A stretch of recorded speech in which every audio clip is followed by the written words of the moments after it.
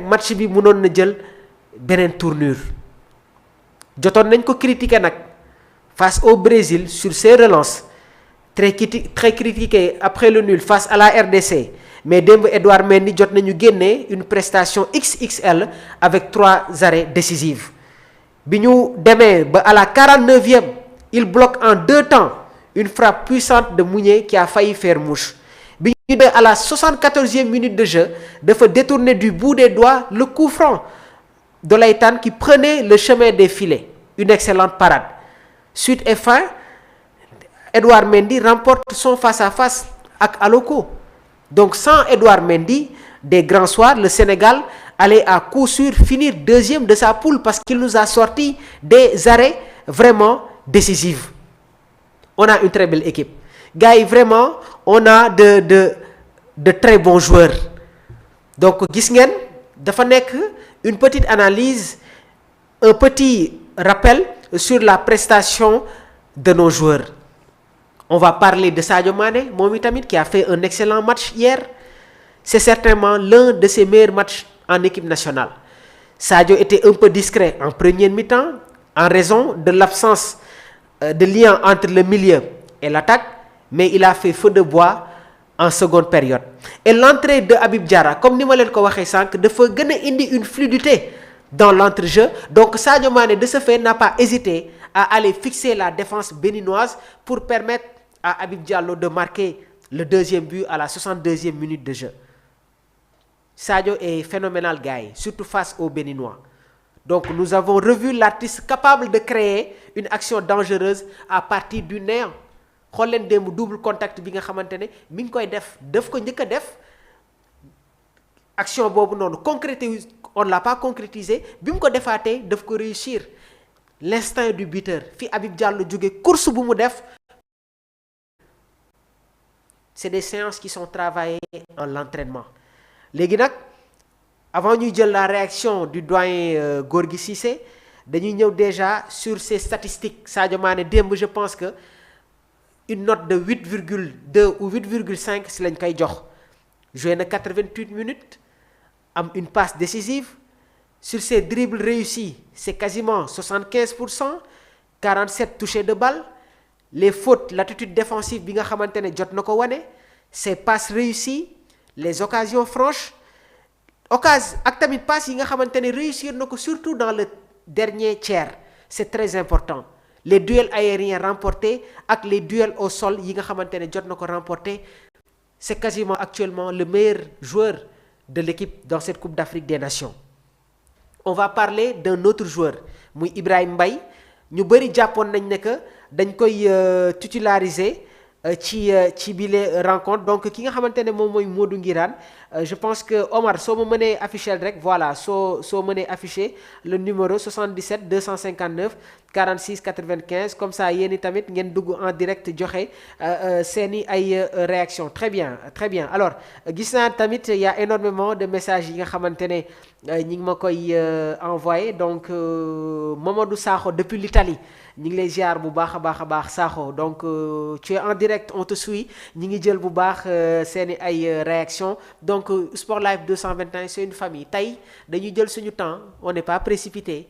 Il y a l'excellent technicien Omar Silla qui est derrière donc yéen i tamit yi nga xamante ne bëgg ngeen ay maillot mun ngeen woote sur le 77 259 46 95 Omar Silla am na ay maillots de qualité avec les flocages des blousons donc bépp taille bi ngeen xamante ne bëgg ngeen ko rek mun ngeen contacter Omar et dina leen satisfaire bu baax a baax damay ñëwaat sur l'entrée de Ibrahima Mbaye donc décisive déjà face au Bénin. C'est quasiment les mêmes registres que Vinicius Junior ou Lamine Yamal donc pour sa première titularisation face au Kenya jot na créer un penalty dugal but waaye def 2 passes décisives bi ñu joué contre la RDC face au Brésil dugg na dans la deuxième mi-temps mu nekkoon ses premières minutes avec l'équipe dañuy woyal ba tey rek jël ay réaction donc internautes yi ñoom i tamit si jotaay bi lañ bokk 77 259 46 95 mbokk bi ñu ngi lay nuyu di la ziar tur bi ak foo ñuy woowee Modou ñu ngi lay ziar bu baax a baax di la jaajëfal bu baax ak toute la communauté Sport Life depuis Italie yan kàddu ngay sànni ci jotaay bi. en tout cas membre maa ngi dégg bu baax di kontaan sax depuis quand nga commencé ba léegi. ñu ngi gis sa réaction ak aussi ak ñëpp ñi nga xam si ne daal ñu ngi participé ci émission bi. merci beaucoup ñu ngi leen di jaajëfal bu baax a baax. waaw man dafa am benn jàngat boo xam ne bëggoon naa kaa bàyyi wax Sénégalais yi. ñu ngi lay teewlu bu baax Modou. waaw parce que damay remarqué ni. oui. li ngay xalaat wax naan Pape Thiaw ragal ku intelligent la. plus que ñuy dem rek plus que man may gis loolu. d'accord. ndax xaw ma seet nañ ko dégg dem ba xool Moussa Ndiakhate bi gisuma ko ci fooy de match bi. man moo xew benn. waaw. boobu ba tey maa ngi gis di wax naan. pourquoi pas milieu bii di ñëw Idrissa Gana Gueye Pape Gueye ak Habib Diarra. waaw. maa dem entre partie ndax gis nañ ko ak ban adversaire la ñu war a am. exactement. waaw bu fekkee ban problème bi mooy ban adversaire ak nan lañu war a aborder match bu ñu dugg ci match bi. d'accord. waaw kon ban militaire lañu war a teg ban tema lañu war a teg. donc su ma la déggee bu baax mooy Pape Thiaw dafa war a utiliser yenn joueurs yi selon nos adversaires. waaw pour man militaire bii di ñëw peut-être. oui mën na nekk Idrissa Gana Gueye cadre ci équipe bi. oui dugal na 3 matchs yoo xam ne yëpp 90 minutes da koo jël. oui pourquoi pas peut-être match bii di ñëw. noppal ndax ban adversaire yoo am bu dee adversaire boo xam si jàpp nañ ne yeneen milieu yi fi nekk ñooy gën a baax lu tax duñ ko mën a noppal Idrissa Gana Gueye indi partie. d'accord indi Habib Diarra ak Pape bi. d'accord. pour xeex pour ñoom ñaar xeex bi day yomb itam Habib Diarra di dem daal la baax.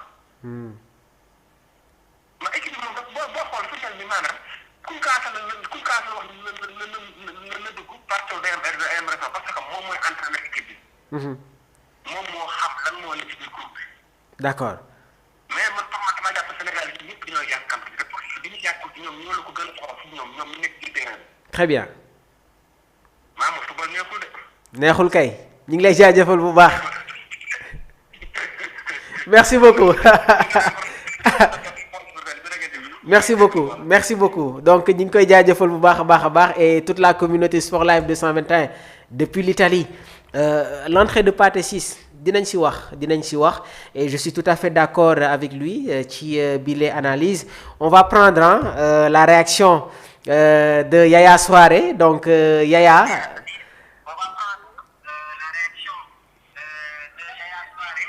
Yaya ñu ngi lay nuyu bu baax di la ziar yaa ngi en direct sur Sport Live 221.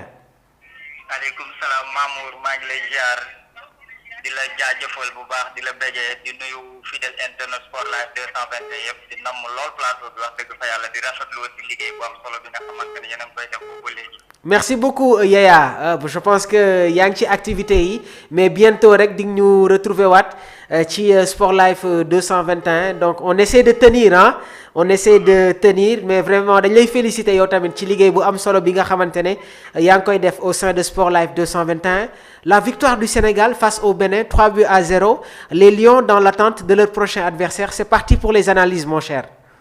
voilà Mamour xam nga démb Sénégal dafa football match bu compliqué. oui. match bu difficile lañ football boo xoolee physionomie rencontre bi première mi-temps ba fin du temps.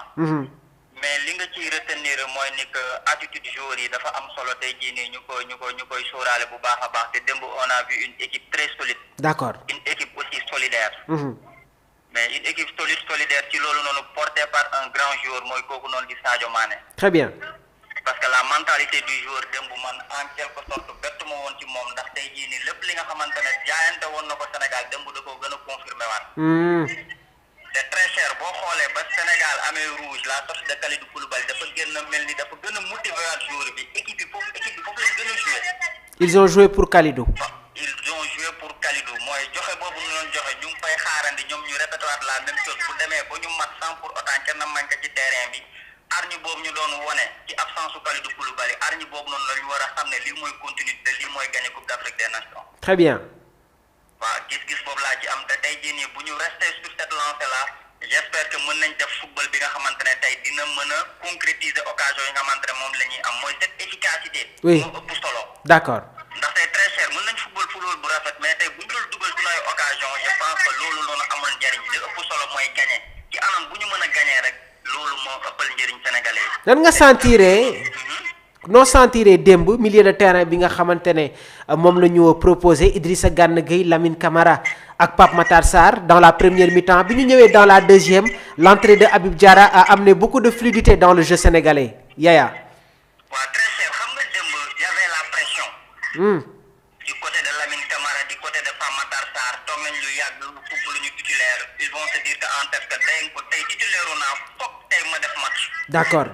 loolu da leen yóbbaale loolu dafa gën a yàq seen match moo tax ñu xaw a réer première mi-temps bi mënuñu xam fan la ñuy teg seen tànk.